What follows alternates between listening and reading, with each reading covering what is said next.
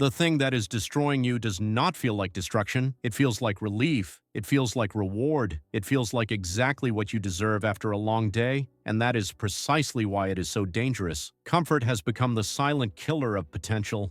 Not pain, not failure, not rejection, comfort. The soft, warm, easy path that asks nothing of you and quietly takes everything in return. Most men will never see this enemy for what it is because it arrives dressed as a friend. But if you are honest with yourself right now, you already sense something is wrong. You feel it in the gap between who you are and who you know you could become. This might be uncomfortable to hear, and that is exactly why you need to hear it. Let me describe a cycle and see if it sounds familiar. You wake up and reach for your phone before your feet touch the ground. You scroll through the same apps, absorb the same noise, and delay the start of your day for as long as possible. Eventually, you get up, not because you are ready, but because you have no choice. You go through the motions, work, tasks, obligations, nothing that stretches you. Nothing that demands your full capacity, just enough effort to maintain the current situation, just enough output to keep things stable, and stability has become your highest ambition without you ever deciding that consciously. When evening arrives, you are tired, not the satisfied exhaustion that follows meaningful effort, but the hollow fatigue that comes from operating at half capacity all day. So you seek relief, food that requires no preparation, entertainment that requires no thought, scrolling that requires no engagement. You call this relaxation, but it is actually just another form of avoidance. The next morning, you repeat the process, and the morning after that. Weeks blur into months.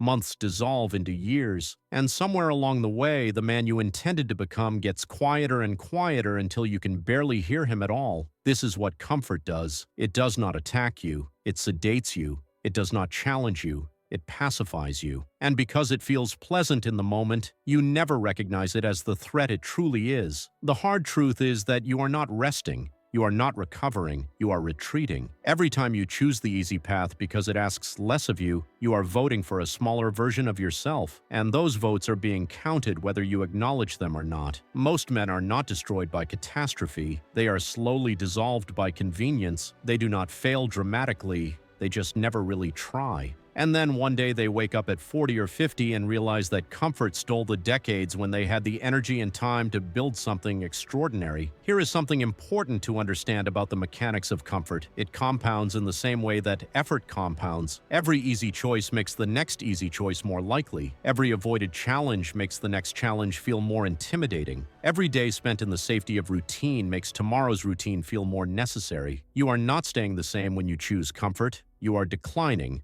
Slowly, invisibly, but consistently. Your discipline weakens from lack of use. Your confidence erodes from lack of testing. Your capacity shrinks from lack of demand. The man who avoids the gym for a week has a slightly harder time going back the next week. The man who avoids it for a month has built a new identity around not training. The man who avoids it for a year has forgotten what it feels like to push his physical limits at all. This is not laziness as a character flaw. This is the predictable result of choosing ease repeatedly until ease becomes the only thing you are capable of. Your brain is designed to conserve energy. It will always suggest the path of least resistance. This was useful when survival was uncertain and calories were scarce. But in the modern world, this instinct has become a liability. You have unlimited access to comfort, and your brain will gladly consume all of it while your potential withers. I have noticed something in my own life and in the lives of men I respect. The moments of greatest growth always followed periods of intentional difficulty, not random suffering, not pointless struggle, but chosen discomfort with a purpose behind it. And the opposite was equally true. Every period of stagnation traced back to a season where I had let comfort become my default operating mode. The men who break this pattern are not superhuman. They have simply learned to recognize comfort as a warning signal rather than a reward. When everything feels easy, they get suspicious. When routine feels too safe, they disrupt it deliberately. If that kind of intentional approach to growth resonates with you, I have linked a community in the description. It is a space on school where men committed to higher standards challenge each other and refuse to let comfort win. The uncomfortable reality is that your current level of comfort is directly related to your current level of mediocrity. That is not an insult. It is an invitation to recognize the trade you have been making without realizing it. Let me share 5 concepts that will change how you relate to comfort and difficulty for the rest of your life. The first concept: discomfort is the price of growth,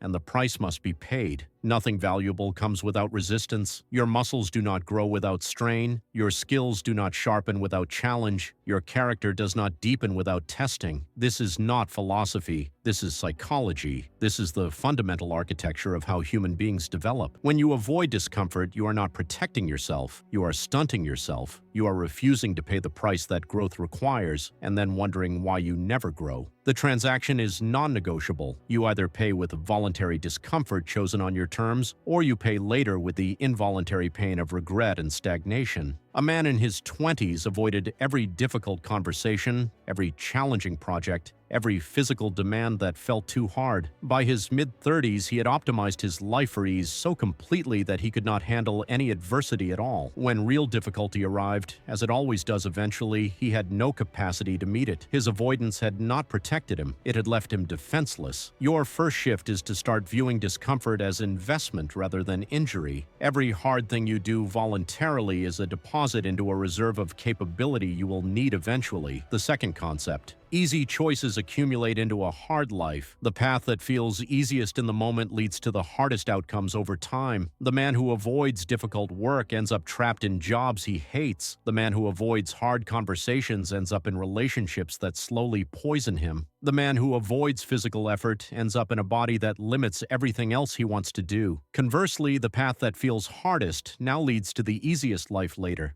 Discipline. The discomfort you embrace voluntarily prevents the suffering you would experience involuntarily. A man chose to live below his means and invest the difference while his friends spent everything they earned on comfort and status. For 10 years, his life looked harder from the outside. Less luxury, less indulgence, less immediate pleasure. But by 40, he had options his friends could not imagine. He could take risks. He could say no to work he did not believe in. He could weather setbacks that would have destroyed others. His decade of harder choices had purchased a lifetime of easier living. Your second shift is to evaluate every easy choice by asking what it will cost you in 5 or 10 years. The math usually reveals that easy now means hard later. The third concept. Resistance is not the enemy of strength. It is the source of strength. Your muscles understand this instinctively. They only grow when they encounter resistance greater than they have faced before. Remove the resistance and atrophy begins immediately. The same principle applies to every other dimension of your life. Your mind grows sharp through problems that challenge it. Your discipline grows solid through temptations that test it. Your confidence grows deep through fears that you face anyway. Without resistance, all of these capacities fade. You do not maintain them by protecting them. You maintain them by using them against difficulty. Modern life has removed most of the natural resistance that used to develop men automatically. You do not have to hunt for food. You do not have to build shelter. You do not have to defend territory. These were brutal pressures, but they were also forging pressures. They created capable men as a byproduct of survival. Today, you must introduce that resistance deliberately. You must choose the hard path when the easy path is available. You must create challenges when challenges do not present themselves naturally. If you do not, you will soften. Not because you are weak in character, but because you are human in biology. Without load, capacity decreases. This is not optional. Your third shift is to stop avoiding resistance and start seeking it. Find one area of your life that has become too easy and introduce a challenge that demands more than you are currently giving. The fourth concept. Comfort zones expand only when you exit them. Here is something counterintuitive. The man who stays comfortable never becomes more comfortable. His zone stays the same size while his world shrinks to fit inside it. The man who leaves his comfort zone repeatedly discovers that the zone itself grows larger. What was once terrifying becomes manageable. What was once impossible becomes routine. This is because comfort zones are not fixed. They are adaptive. They respond to your behavior. When you prove to yourself that you can handle more, your nervous system updates its map. It reclassifies threats as challenges and challenges as normal, but this only happens through action. You cannot think your way to a larger comfort zone. You can only step your way there. A man terrified of public speaking forced himself to speak once a month for a year. The first few times were miserable. His voice shook. His mind went blank. Every instinct screamed at him to stop, but he continued. By the end of the year, what had once been paralyzing was merely uncomfortable, and what had once been uncomfortable eventually became energizing. His comfort zone had expanded to include something that previously lived entirely outside it. Your fourth shift is to identify one boundary of your current comfort zone and cross it repeatedly until it is no longer a boundary at all. The fifth concept: discipline is not the opposite of freedom, it is the foundation of freedom. Most men resist discipline because they believe it constrains them. They want to be free to do whatever they feel like whenever they feel like it. But this kind of freedom is actually a prison. When you are ruled by impulse and comfort, you are not free. You are enslaved to whatever feels easiest in the moment. True freedom comes from the capacity to do what you choose regardless of how you feel. The disciplined man can work when he does not feel like working. His actions are not hostage to his emotions, and that makes him more free, not less. A man who resisted all structure and routine in his 20s because he wanted to be free ended up with no skills, no resources, and no options by 30. His freedom to avoid discipline had purchased a future with no freedom at all. Meanwhile, his friend who had embraced daily discipline and delayed gratification had built a life with genuine choices. He could work on what mattered to him, live where he wanted, and control his time in ways the first man could only dream about. Your fifth shift is to stop seeing discipline as something that limits you and start seeing it as something that liberates you. The constraints you impose on yourself today are purchasing the options you will have tomorrow. Let me bring this together. Comfort is not your reward for working hard. It is a sedative that disconnects you from your potential. It does not help you recover. It helps you forget that you were ever capable of more. You were not designed for ease. You were designed for challenge. Every system in your body and mind expects resistance and grows in response to it. When you remove that resistance, you do not thrive. You decline, slowly, quietly. And then suddenly it is years later and you wonder where the time went and why you never became who you meant to be. The path forward is not complicated, but it is demanding. Stop choosing easy when you could choose meaningful. Stop protecting yourself from difficulty and start exposing yourself to it deliberately. Stop treating comfort as the goal and start treating capability as the goal. Every morning you wake up with the same choice. You can do what feels good now and pay for it later, or you can do what is hard now and collect the rewards later. Most men choose the first option and then wonder why their lives feel empty despite being full of comfort. You are not most men, or at least you do not have to be. The discomfort you are avoiding is exactly the doorway you need to walk through. The challenge you keep postponing is exactly the forge that would shape you into someone stronger. The resistance you keep escaping is exactly the weight that would build your capacity. Stop running from what is hard.